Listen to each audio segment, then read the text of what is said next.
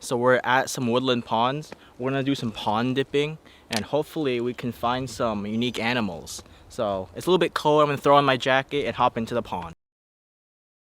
Oh my god, guys, we got one.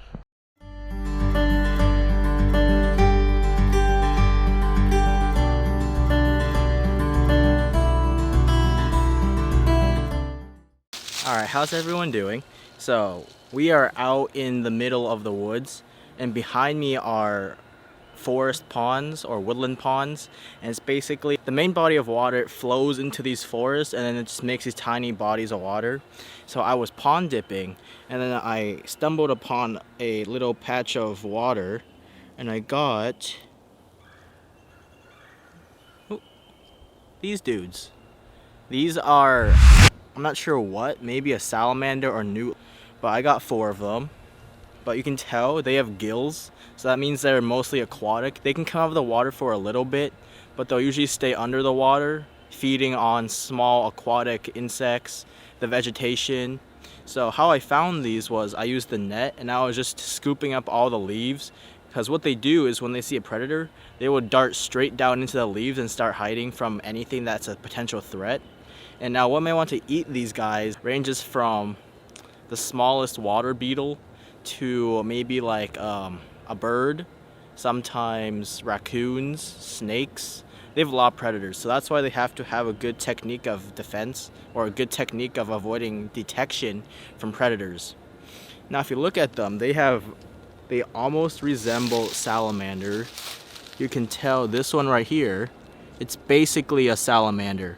It has the nice form, it has the tail, it has a very salamander-esque head. It's not like a tadpole at all. The tadpoles are like a rounded head. This is more elongated, so I easily could tell it wasn't a tadpole. Now I'm not sure what species salamander this is. It's not a redback, because redbacks, they skip the aquatic stage. I highly doubt it's a marbled salamander, because those are pretty threatened. I don't think I stumbled upon a hidden population. My best guess would be the red-spotted newt or the spotted salamander. That's all I can think of, really. Nothing else. So it's probably the newt or the salamander, and it probably laid the eggs in early spring, and they're probably still in there, the original salamanders or newts. I just have no idea where they are. These guys were in the shallow water. If I went out deeper, I could have gotten like a big newt or something. I might have to come back with better shoes. I'm wearing waders, so I went out and it completely filled up with water, and it just wasn't good. It was not comfortable at all. So I had to stop midway, and I was just like scooping around the edges. I didn't really get anything else but these. I was aiming for a giant water bug, still haven't caught one. I need to keep trying for that. If it is a newt, and it really looks like a newt because it has spots on the side, I think it resembles a newt really well. But then again, it's also all salamander larvae have like, basically they all look like this, so it's hard to tell. But if anything, if I do find out what species, I'll put it up here somewhere. But let's say if this was a newt, they would be poisonous. So I'm not sure a lot of things will want to eat it. The difference between poisonous and venomous is poison is something that has to be ingested into you. So if it's like a poisonous mushroom, you eat that and you get deathly ill.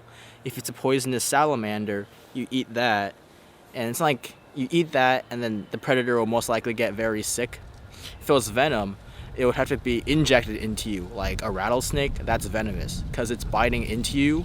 So just to get that cleared up, poisonous, venomous, clear difference, even though they get kind of confusing. I was confused for a little bit, but now it makes sense. And also these woodland ponds, you can see like aquatic little beetles almost. You can see, well, of course you can see these. You can see salamander larvae, you can see salamanders, sometimes even frogs. There was one frog I saw before it jumped into the water. I didn't catch it because it was way too deep. But yeah, these ponds are basically a great hidden ecosystem for anything. Now, that's all I can say about these guys. You can't really handle them too long, or else they'll like, their skin, they don't do that well out of water. So if I were to handle them for a long time, it would harm them a lot. So that's why I'm keeping them in this tub of water. And so far they've been pretty okay. I was afraid they might attack each other. So far they haven't, probably because they're kind of scared right now. So now I think I've held onto them for too long. I'm gonna go back to the body of water where I caught them and give them a good release. Alright, so we got back to the pond. I'm just gonna let these guys go now.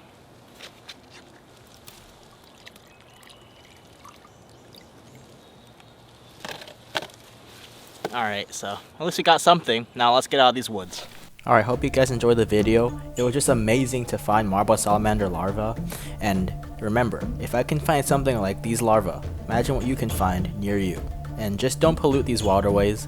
Marble salamanders depend on them for their survival.